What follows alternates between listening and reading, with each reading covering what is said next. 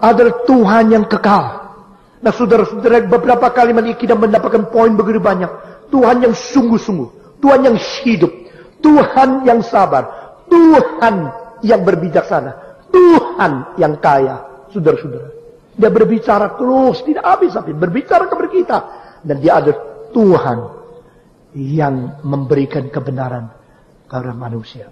Saudara-saudara, berulang-ulang kali, berbagai-bagai cara dia berbicara kepada manusia. Dan dia ada Tuhan yang kekal. Karena apa? Karena nenek moyang sudah mati kan? Semua yang pernah dengar perkataan dia sudah mati. Dia tetap berbicara. Sampai pada saat ini, dia akhirnya akan men-stop, akan menyempurnakan, mengklimakskan pembicaranya. Berarti apa? Wahyu itu ada komplitnya. Saudara-saudara, kalau wahyu tidak ada komplitnya, maka setiap zaman terus dengar perkataan-perkataan baru dari Tuhan. Akibatnya adalah kita tidak tahu percaya kita kapan sempurna. Saudara, maka akhirnya memakai anaknya yang tunggal berbicara kepada kita. Mari kita membaca lagi ayat ini pertama semua. 1, 2, 3.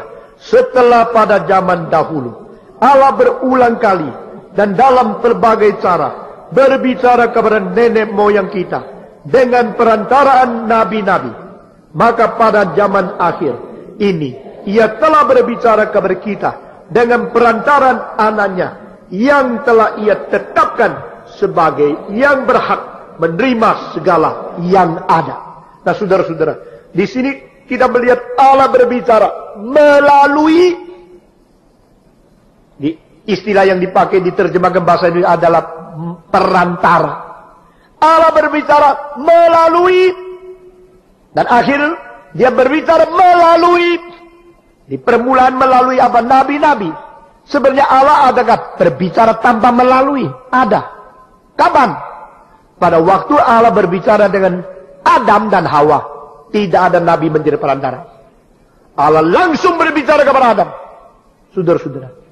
Lalu Allah berbicara kadang-kadang tidak melalui nabi. Allah berbicara dengan teofani. Waktu Allah sendiri datang ke dalam bentuk manusia, mewujudkan diri, berkata-kata kepada Abraham. Itu memperantarai sesuatu bentuk manusia. Tapi sebenarnya dia Allah, ada Allah sendiri. Atau oknum kedua dari Allah Tritunggal menyatakan diri di dalam bentuk manusia sebelum jelma menjadi daging dan darah. Dan saya percaya ketiga malaikat yang berbentuk malaikat yang datang berbicara dengan Abraham itu tiga, di antaranya dua malaikat, yang satu adalah Kristus sebelum inkarnasi. Dengan demikian dia berbicara sendiri, tidak merantara, tidak memakai nabi, dia berbicara kepada Abraham. Demikian pada waktu Musa melihat Tuhan sendiri, muka menghadap muka, ini adalah satu arti kiasan, berarti personal relationship, personal encounter, satu pertemuan antara pribadi dan pribadi. Tetapi Allah tidak menampakkan parasnya kepada dia, karena waktu Allah lewat, dia melihat belakangnya Allah. Nah saudara-saudara, hal-hal semacam demikian membuktikan Allah pernah berbicara. Allah menyatakan diri, Allah berbicara. Tetapi secara perjanjian lama seluruhnya disimbolkan dengan satu kalimat, berantara akan nabi. Melalui perantara nabi-nabi. Saudara-saudara, nabi-nabi begitu banyak yang perjanjian lama. Dari Musa sebagai nabi. Sebenarnya nabi pertama yang dikatakan itu, di dalam indikasi nabi pertama itu Abel. Saudara-saudara, Yesus berkata, nabi dan darahnya yang dialirkan dari Abel sampai Zakaria. Dari kalimat Yesus Kristus membuktikan Abel adalah nabi pertama. Saudara-saudara, kalau orang Islam mengatakan Adam nabi pertama, saya tidak tahu dia nabi mau bicara sama siapa? Sama Hawa. Menurut Islam itu 104 wahyu Tuhan Allah yang diberikan sepanjang sejarah. 100-nya hilang, sisa 4.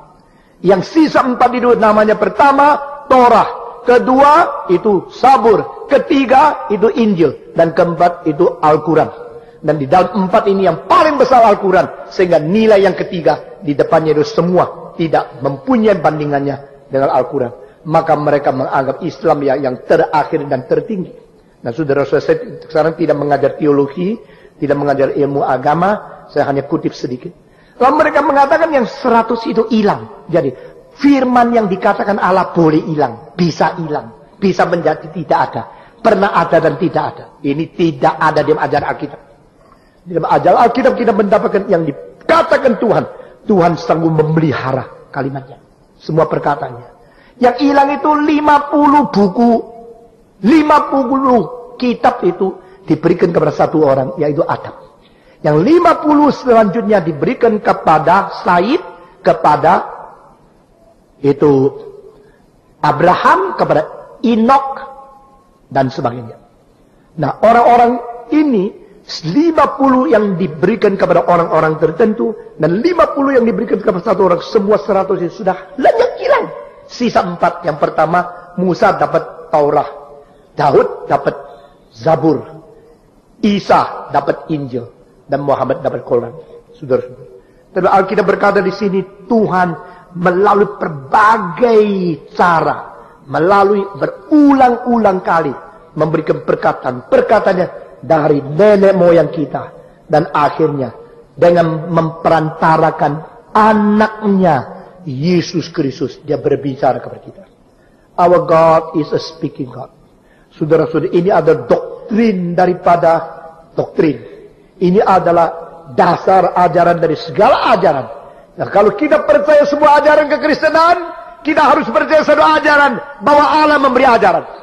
Kalau kita mengetahui Tuhan berkata-kata dan tahu apa yang dikatakan Tuhan, kita lebih dasar harus percaya Tuhan itu bisa berkata.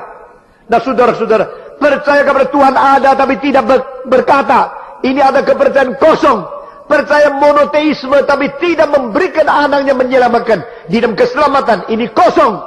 Percaya kepada Allah itu ada, tapi dia adalah Allah yang dibentuk di dalam benda materi, itu ajaran yang kosong. Yang tidak percaya ada Allah itu ada, dan Allah itu tidak kelihatan. Yang tidak kelihatan dan ada adalah Allah yang berbicara di dalam sejarah. Oh, begitu kental. Di dalam satu ayat sudah mengandung arti begitu banyak. Allah itu ada, Allah itu tidak kelihatan. Allah yang tidak kelihatan tetapi ada adalah Allah yang berbicara di dalam sejarah, dan juga adalah Allah yang berbicara di dalam dirinya yang turun ke dalam dunia menjadi manusia inkarnasi. Saudara-saudara, saya kira kalau hari pagi ini engkau dengar baik-baik, engkau akan sekali lagi restruktur. Engkau punya modal iman, dan seumur hidup tidak sembarangan goncang lagi. Ini satu kalimat-kalimat yang penting luar biasa. Allah berbicara kepada nenek moyang dengan berulang-ulang, dengan berbagai cara, pada waktu dulu, zaman dulu, continuously, terus menerus. Nenek moyang sudah mati kan? Nabi-nabi pun sudah mati kan? Tetapi Allah tidak mati. The eternal God, the living God, the continuously revealing himself, the initiative God who spoke to man, dan dia adalah Allah yang berbicara. Saudara-saudara, Allah yang berbicara adalah Allah yang continuous, terus memelihara manusia. Allah yang terus memberikan kehendaknya, maksudnya, rencananya, dan makna daripada segala yang terrahasia di dalam hidupnya untuk dibicarakan, dibongkarkan kepada manusia. Terakhir, dia berbicara melalui anaknya sendiri, yaitu inkarnasi. Nah, saudara-saudara, jadi perkataan di dalam Kristus menjadi klimaks daripada pembicaraan Tuhan Allah. God spoke in Christ, in history. God was in Christ.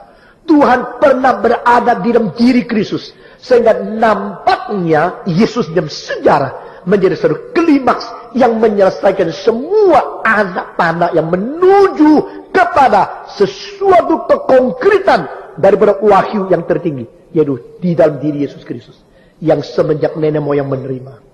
Puji Tuhan.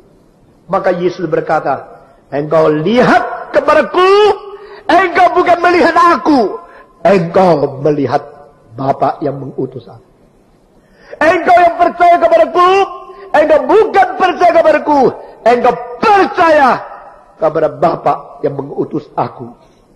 Di dalam sejarah tidak ada orang mengatakan kalimat ini. Di dalam perjanjian lama tidak ada nabi yang berhak